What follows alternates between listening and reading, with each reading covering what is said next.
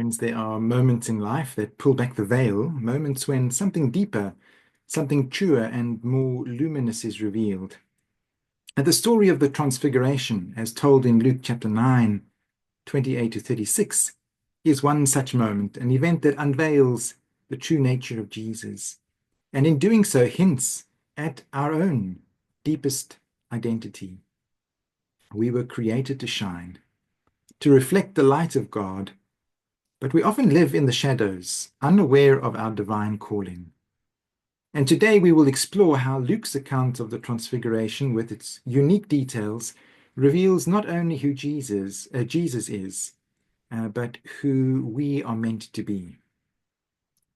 In all three synoptic Gospels, Matthew, Mark, and Luke, the Transfiguration of Jesus follows a crucial turning point: Peter's confession that Jesus is the Messiah, and Jesus' first prediction of his suffering and death. This sequence is significant. It suggests that the disciples have begun to grasp something of Jesus' identity, but must now learn what kind of Messiah he is. And the path ahead is not one of political triumph, but in fact of suffering love. And just as they are struggling with this reality, so the disciples are given a vision of glory, a foretaste of the resurrection beyond the suffering of the cross. Did the story happen exactly like this? Are we to take the story literally or to read it symbolically? Now, each of us will need to come up to our own conclusions about this. But even for those who may wish to interpret the story purely symbolically, it contains rich meaning that can inspire and motivate us as people who have been made to shine. Luke's telling of the story has some unique elements that sets it apart from Matthew and Mark. Luke alone tells us that Jesus took Peter, James, and John up the mountain to pray. Luke tells us that it is in prayer that Jesus is transfigured before them. Prayer in Luke's gospel is always the context for profound encounters with God. For Luke, prayer changes things, opening the door for God to be at work in people's lives and in the world. In describing Jesus' appearance, Mark's version, the earliest to be written, simply says he became transfigured before them. His clothes became dazzling white, whiter than anyone in the world could bleach them. Matthew's version, by contrast, says that his face shone like the sun, and his clothes became as white as the light. Luke's account, however, says that the appearance of his face changed, and his clothes became as bright as a flash of lightning. The change in Jesus' face and the light shining from him connects us with the story of Moses, where Moses, having ascended the mountain to meet with God and to receive the law, comes down again, but now with his face shining. Luke also tells us that Moses and Elijah appeared in glory and were speaking of his departure, which he was about to accomplish in Jerusalem. The word for departure in Luke, in the Greek, means exodus, evoking Israel's great journey from slavery to freedom. Here, Jesus' coming passion, his suffering and resurrection are framed not as a tragedy, but as a divine act of liberation, the liberating triumph of sacrificial love.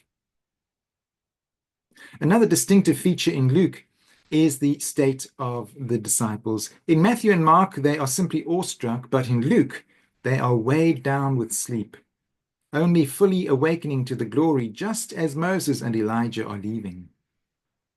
There is something profoundly human about this detail. How often do we too slumber and sleep through God's presence, half asleep to the divine radiance in our midst? Apart from the connections with the Moses stories, One of the most striking connections to the Old Testament is with the dedication of the temple in 1 Kings and 2 Chronicles. When Solomon dedicates the temple, the glory of Yahweh fills the sanctuary in the form of a cloud so powerfully that the priests are unable to stand to minister. In the Old Testament story, the cloud is seen as a visible sign of God taking up residence amongst God's people in the Jerusalem temple. The cloud symbolizes God's presence, just as it had during Israel's wilderness journey. Now, in the story of the Transfiguration, we find the same symbolism as this same cloud of glory descends upon Jesus and his disciples on the mountaintop. But the difference is crucial. In the Old Testament, God's glory filled a physical structure, a temple made of stone, but here the divine presence is revealed in a person, in Jesus himself. The Transfiguration is, in a sense, the true dedication of the true living temple, not a building made by human hands, but Christ's own body, which is filled with divine radiance. The story is meant to reveal that the ultimate dwelling place of God, of God's presence, is meant to be in the human heart. In the very beginning, in Genesis, human beings had a vocation of being temples of God's Spirit, bearers of the image of God, made to reflect the divine glory. A vocation according to the Genesis sacred myth, which is lost in the Garden of Eden. But the story of the Transfiguration is meant to tell us that this destiny of humanity to become true and living temples of God's Spirit is now fulfilled in Jesus. But the radiance that shines from Jesus is meant to awaken each of us to our own destiny and our own vocations. We've all been made to shine. The revelation in the story of the Transfiguration is therefore not just about Jesus, it is also about us. As Paul writes, we all with unveiled faces, beholding the glory of the Lord, are being transformed into the same image from one degree of glory to another. And yet we often forget this truth. Like the disciples, we become drowsy to our own divine calling. We settle for a diminished sense of self, content to live in the half-light rather than the fullness of God's radiance. The Transfiguration calls us to wake up, to see beyond the ordinary, and to recognize in the midst of the ordinary that we are created to shine. But an important point in the story comes through the divine voice, which speaks out of the cloud. This is my son, my chosen. Listen to him. And this is crucial. It reminds us that our transformation begins with attentiveness, listening to the way of Christ. The disciples initially misunderstand, wanting to preserve this moment by building shelters. But the experience is not about staying on the mountain. It is about ultimately carrying the light into the world. For as soon as they descend the mountain, the disciples descend directly into a scene of human suffering. A father pleading for his tormented son to be healed. The contrast is striking. Glory on the mountain, struggle in the valley. And yet this is precisely the moment, or this is precisely the movement of the spiritual life. We are called not to escape the world, but to transform it. To shine is not to retreat from suffering, but to bring divine light into it.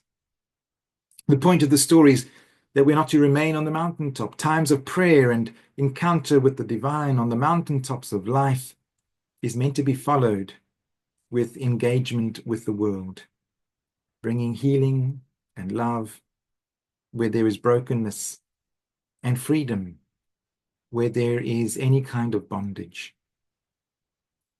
As we reflect on this passage, we might ask ourselves, how do we allow God's light to shine through us? In what ways are we being transformed into Christ's image? Are we truly listening to the way and the teachings of Jesus, allowing his voice of grace to shape our lives in the ways of his goodness and love? The transfiguration is both a promise and a calling, a promise that divine radiance is our true nature, and a calling to let that light shine in a world longing for hope, for love, and divine presence. Amen. God bless you. Again, this is just a bit of food for thought on our journey together. God bless.